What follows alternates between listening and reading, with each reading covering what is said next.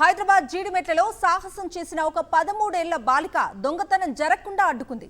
దొంగ వెంటపడి మరీ ఇంటి బయట వరకు తరిమి కొట్టింది. ఉమామహేశ్వరి కుటుంబం జీడిమెట్ల పోలీస్ స్టేషన్ పరిధిలోని భగత్ సింగ్ నగర్ లో నివాసం ఉంటోంది.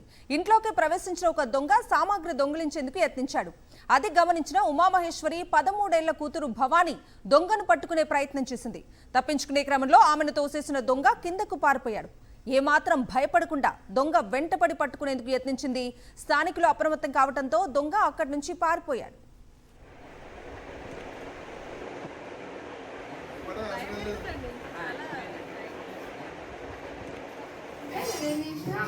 బయట నుంచి బయటకు వచ్చి ఇక్కడికి వస్తే మేము మాటి కోసం వచ్చినా అని చెప్పాను. కానీ ఇక్కడ నుంచి తొంగి చూస్తే నేను వెళ్ళి గట్టి పట్టుకున్నాను. పట్టుకోగానే ఆయన ఇట్లా దొబ్బేసిండు.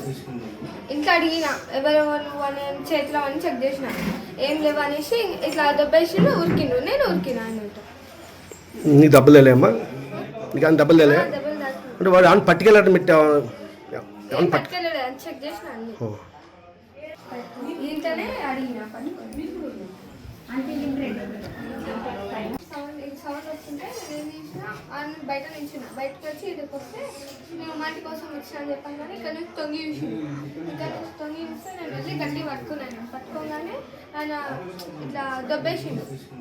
ఇంట్లో అడిగిన ఎవరెవరు అని చేతిలో అని చెక్ చేసిన, ఏం లేవు అనేసి ఇట్లా దొబ్బేసిండు. ఉరికిండు. నేను ఉరికినా అన్నట్టు. నీ డబ్బులు లేమ్మా?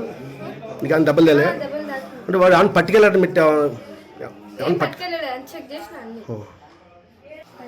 ఇంట్లోనే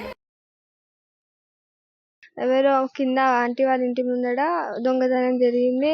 నేను ఏటీఎం కార్డు తీసుకొని కిందకి వస్తుంటే ఇంట్లోకి వెళ్ళి అల్మార్ కాడ సౌండ్ చేస్తుంటే నేను వెళ్ళి చూడంగానే నేను అడిగిన, ఎవరు నువ్వు, ఎందుకు వచ్చినావు, ఎవరు లేరు కదా అని అడిగితే నేను మంటి కోసం వచ్చినా అని అన్నాడు లోపటి నుంచి. అయితే నేను ఆంటీ లేదనేసి ఆయన గట్టి పట్టుకునే వరకు డాడీని మమ్మీని అందరినీ పిలిస్తే వాళ్ళు వినబడకపోతే నేను ఆయన గట్టి పట్టుకుంటే ఇట్లా కింద నెట్టేస్తే నేను దెబ్బ తాకినా కూడా ఉరికాను.